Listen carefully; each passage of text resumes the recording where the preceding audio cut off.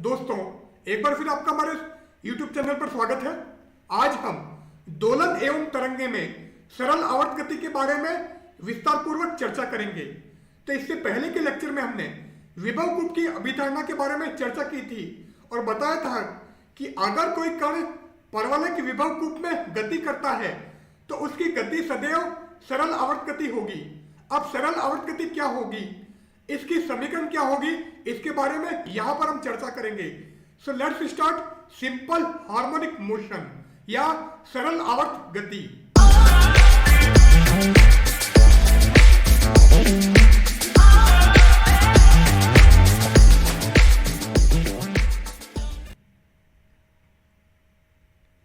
तो यहां पर हम परवलय विभव कूप में कण की गति तथा सरल आवर्त गति के हल के बारे में विस्तार पूर्वक चर्चा करेंगे।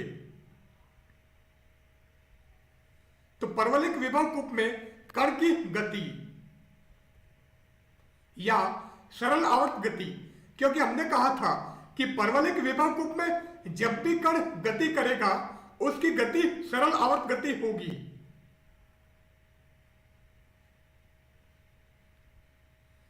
परवलयिक विभव कूप के लिए u इक्वल टू हाफ के एक्स स्क्वायर, क्योंकि यह हमारा परवलय का समीकरण है। तो परवलयिक विभव कूप के लिए u इक्वल टू हाफ के एक्स स्क्वायर, कण पर कार्यरत प्रत्यानयन बल। अब स्थितिज ऊर्जा तथा बल के मध्य संबंध है F equal to minus del U by del X. तो कण पर कार्यरत प्रत्यानयन बल F equal to minus del U by del X. तो अगर हम इसका अवकलन करें so minus half K constant and X square का 2x, तो 2 से 2 कैंसिल हो जाएगा। So F X equal to minus K X. So F X equal to minus K X या F equal to minus K x. यहां पर के बल नियतांक या स्प्रिंग नियतांक कहलाता है। अब यदि हम न्यूटन के द्वितीय नियम की बात करें तो न्यूटन के द्वितीय नियम से F equal to M D two X by D T two. तो D two X by D T two वास्तव में x का समय के सापेक्ष द्वितीय अवकलन है। यदि x का समय के सापेक्ष अवकलन करोगे तो प्रथम अवकलन हमें वेग प्रदान करेगा जबकि द्वितीय अवकलन त्वरण प्रदान करता है। तो न्यूटन का द्वितीय नियम है F equal to M A. तो a को हमने D two X by D T two लिख दिया है। यहां m कण का द्रव्यमान है। अब अगर हम इस समीकरण और इस समीकरण की तुलना करें, क्योंकि दोनों बल के मान प्रदान करते हैं तो दोनों बराबर होंगे, इसलिए m D two X by D T two is equal to minus K X. अब आप क्या करोगे, इस m को आप नीचे ले आओ। So D two X by D T two equal to minus K by M into X. इस राशि को आप इधर ले लो तो माइनस प्लस बन जाएगा। So D two X by D T two plus K by M into X equal to 0। अब इस के बाई एम को हम ओमेगा नॉट स्क्वायर मान लेते हैं। तो जैसे आप इसकी जगह ओमेगा नॉट स्क्वायर रखोगे समीकरण हो जाएगी D two X by D T two plus omega not square X equal to 0। और ये जो समीकरण हमें प्राप्त हुई है ये सिंपल हार्मोनिक मोशन या सरल आवर्त गति की समीकरण है। अब सरल आवर्त गति की समीकरण हमने ये निकाला है। अब यदि हमें कोणीय वेग का मान ज्ञात करना है, कोणीय वेग क्या है, ओमेगा नॉट। तो ओमेगा नॉट स्क्वायर हमने के बाई एम को बोला था। तो अगर ओमेगा नॉट लोगे तो वो क्या आ जाएगा, रूट के बाई एम। तो कोणीय वेग हमारा ये होगा। आवर्तकाल, आवर्तकाल क्या होता है, t equal to 2 pi by omega not. अब ओमेगा नॉट का मान ये है तो 2 pi divided by root of K by M. और इसको अगर आप अंश में लेके जाओगे तो ये क्या हो जाएगा, 2 pi under root M upon K. तो आवर्तकाल हमारा ये होगा। अब हमने पिछले लेक्चर में जब विभव कूप की अभिधारणा की बात की थी वहां पर हमने u का x के सापेक्ष द्वितीय अवकलन किया था, उसको हमने k माना था। तो k क्या है, delta 2 u by delta x2 at x not. तो अगर मैं k का मान ये यहां पर रख दूं तो t क्या हो जाएगा, t equal to 2 pi under root m upon delta 2u by delta x2 at x equal to x not. सरल आवर्त गति का हल। सरल आवर्त गति की समीकरण अभी हमने निकाली है, अब इसका हम हल ज्ञात करते हैं।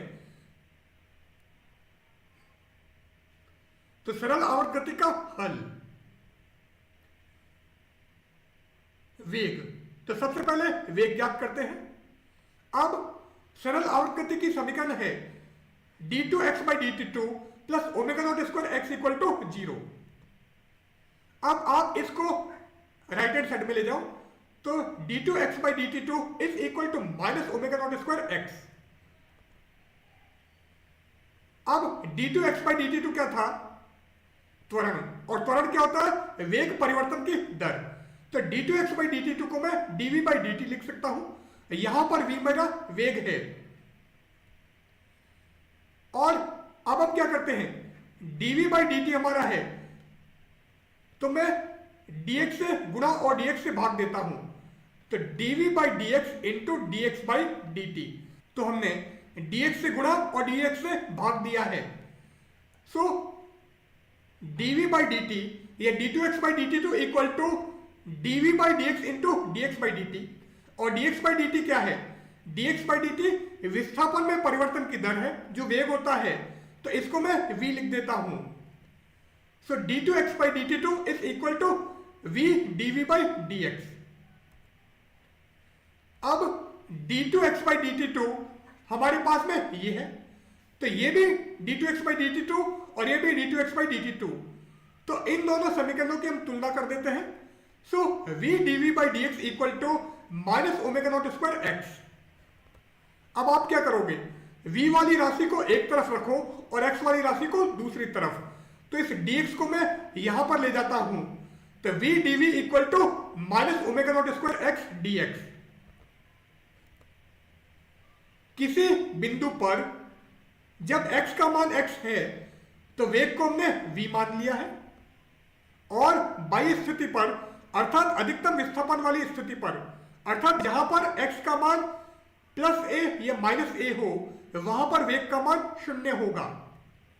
तो हम इसका इंटीग्रेशन कर देते हैं और लिमिट क्या रखेंगे, जब x का मान x है तो v का मान v, और जब x का मान प्लस a या माइनस a है तब v का मान 0। So integration v dv limit v to 0 is equal to minus omega not square integration x to a x dx। अब v का इंटीग्रेशन v स्क्वायर बाई 2 और x का integration x square by 2। अब हम limit रख देते हैं, तो पहले आप v की जगह 0 रखोगे, फिर v की जगह v, और यहां पर x की जगह पहले a, फिर x की जगह x।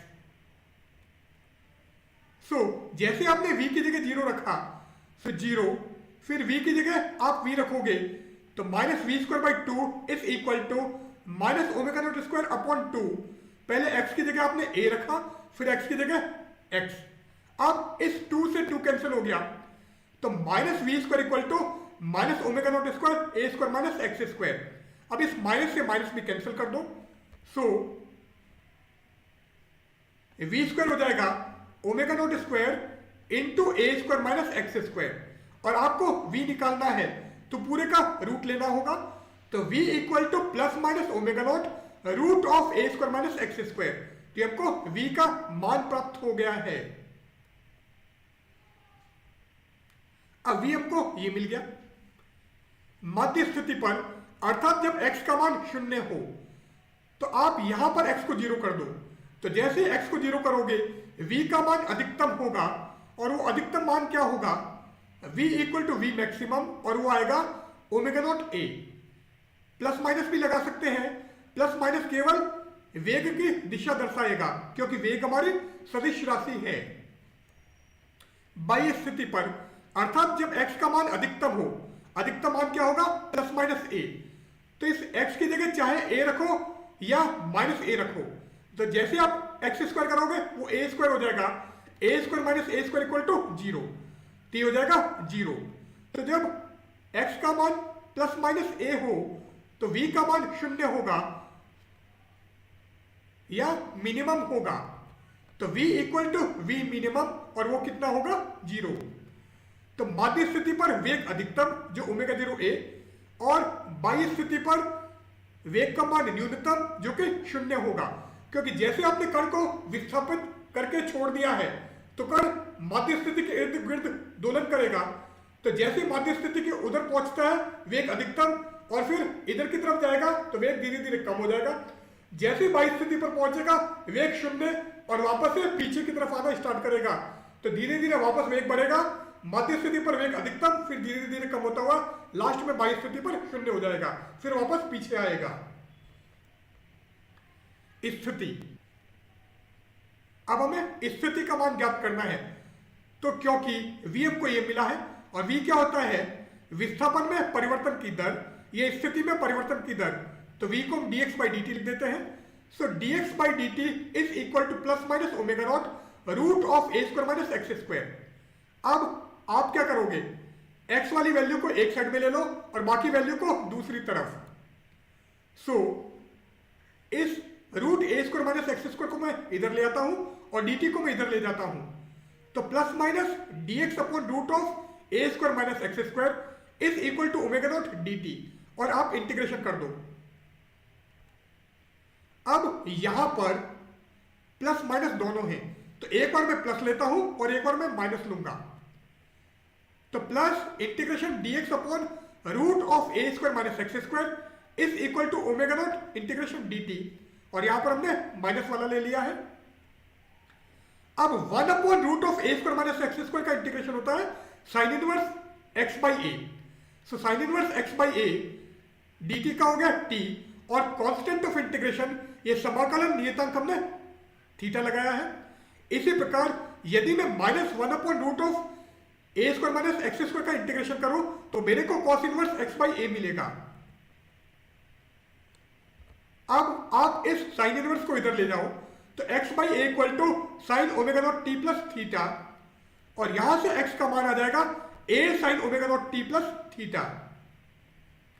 इसी प्रकार इसका इंटीग्रेशन करोगे तो कॉस इनवर्स, और x आ जाएगा a cos omega not T plus theta. क्योंकि सरल आवर्त गति है तो हमको साइन का फलन भी मिल सकता है और कोसाइन का फलन भी मिल सकता है, क्योंकि ज्यात तरंग और कोज्या तरंग दोनों सरल आवर्ती तरंग होती हैं। अब x का मान a sine omega not T plus theta, इसी प्रकार x equal to a cos omega not T plus theta. यहां थीटा कण की प्रारंभिक कला है, सरल आवर्त गति का व्यापक हल।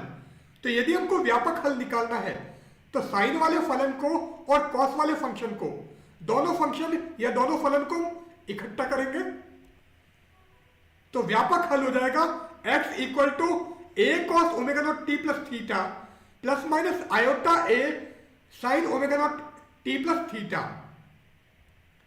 अब a आपने कॉमन ले लिया, ब्रैकेट में बचा cos omega not T plus theta plus minus iota sine omega not T plus theta. अब e raise to iota theta का अगर हम एक्सपांशन करें तो होता है cos theta plus iota sine theta, और अगर माइनस होगा तो यहां पर माइनस आ जाएगा। तो अगर मैं इसको एक्सपोनेंशियल की फॉर्म में लिखूं या e की घात में लिखूं तो वो क्या हो जाएगा, e की घात plus minus iota omega not T plus theta. तो x equal to A exponential, e की घात में लिखो या फिर इसको exp लिखो, एक्सपोनेंशियल लिख दो। So x equal to A exponential plus minus iota omega not T plus theta. तो यहां पर हम आज का यह अध्याय हमारा समाप्त करते हैं। Good bye.